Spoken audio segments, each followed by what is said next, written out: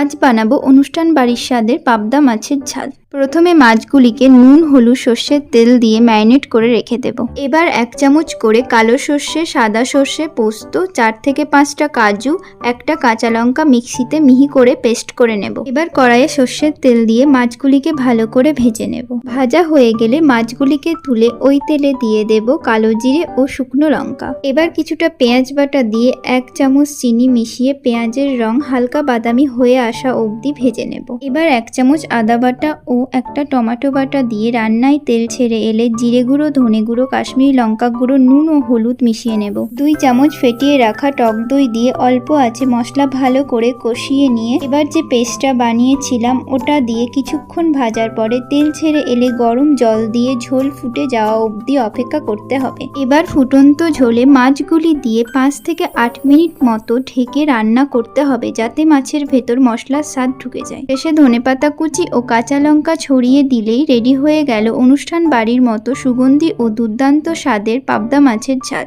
গরম ভাতের সঙ্গে পরিবেশন করুন। রেসিপিটি ভালো লাগলে লাইক, শেয়ার আর সাবস্ক্রাইব করতে ভুলবেন না।